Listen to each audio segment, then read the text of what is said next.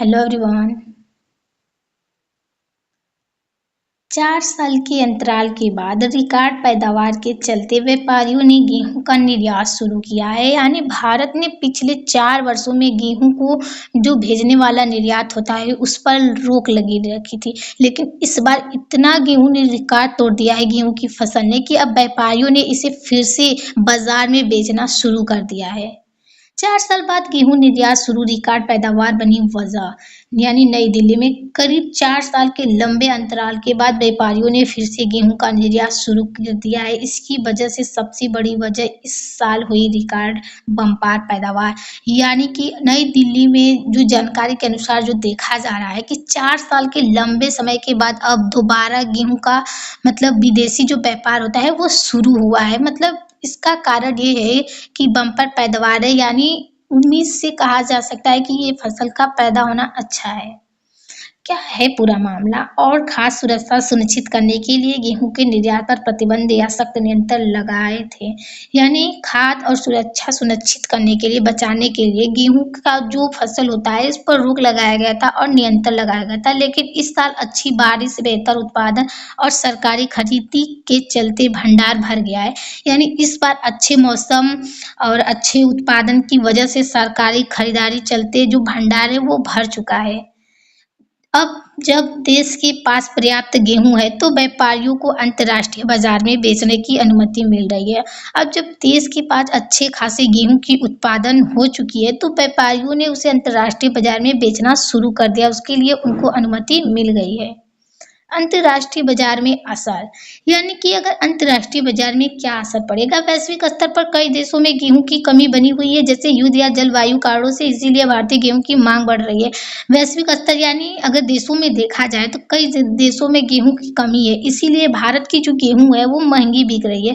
भारत के निर्यात शुरू करने से वैश्विक कीमतों में स्थिरता आ सकती है, जरूरतमंद देशों को राहत मिल सकती है। यानी जो वैश्विक कीमत में काफी स्थिरता यानी रुकावट आ सकती है और जो जरूरतमंद देश है वो राहत उसको मिल सकती है। यानी जो देश को जरूरत है गेहूं की वहां पर राहत मिल सकती है। गेहूं निर्यात शुरू होने के प्रभाव, किसानों पर प्रभाव। अगर जो गेहूं का निर्यात शुरू हुआ है उससे किसानों पर क्या प्रभाव पड़ेगा, तो गेहूं के दाम बढ़ने से अच्छी आय मिलने की संभावना। यानी अगर गेहूं अच्छे दाम पर महंगे बिकेंगे तो उनको काफी लाभ हो सकता है, ज्यादा उत्पादन करने के लिए प्रोत्साहन मिलेगा। यानी उन्हें गेहूं या कोई भी उत्पादन करने के लिए जो सरकार है ज्यादा बढ़ावा देगी। अगर सरकार अचानक निर्यात रोक दे तो नुकसान भी हो सकता है। अगर सरकार अचानक से इस पर प्रतिबंध लगा दे, रोक लगा दे, तो उन किसानों को नुकसान भी हो सकता है।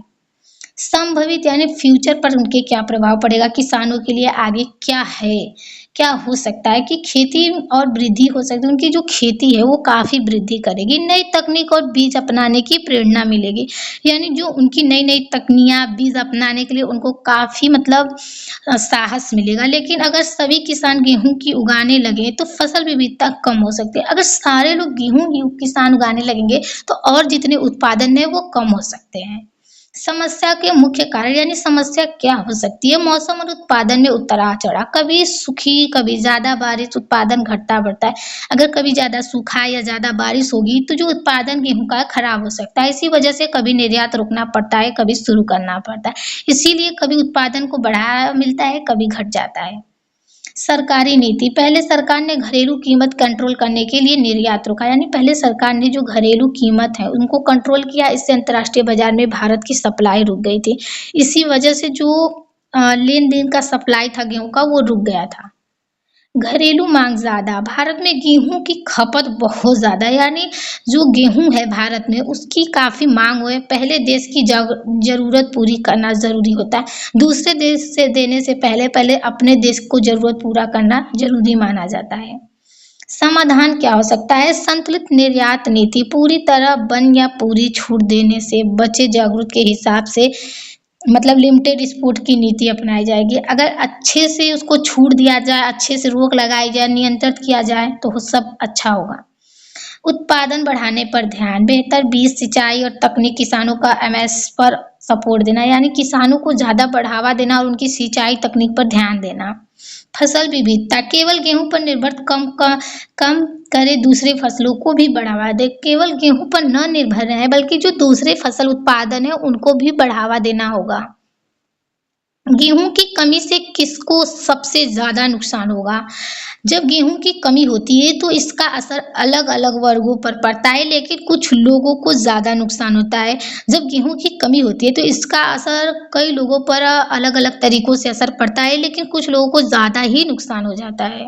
सबसे ज्यादा नुकसान गरीब और मध्य वर्ग को होता है। महंगा हो जाता है, रोटी जैसे जरूरी चीज महंगी, रोजमर्रा का खर्च बढ़ता है।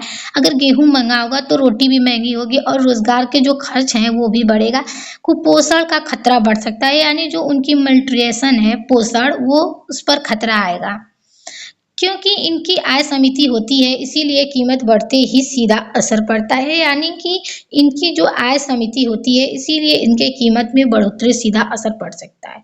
किसानों पर प्रभाव, जिनके पास बेचने के लिए गेहूं है, फायदा ऊंचे दाम, यानी कि अगर जिनके पास गेहूं बेचने के लिए ज्यादा है उनके काफी फायदा होगा। जिनकी फसल खराब हुई डबल नुकसान होगा। उत्पादन कम प्लस खरीदारी महंगी, उनको खरीदना ऊपर से पड़ेगा, डबल नुकसान भी होगा जिनकी फसल खराब हो गई।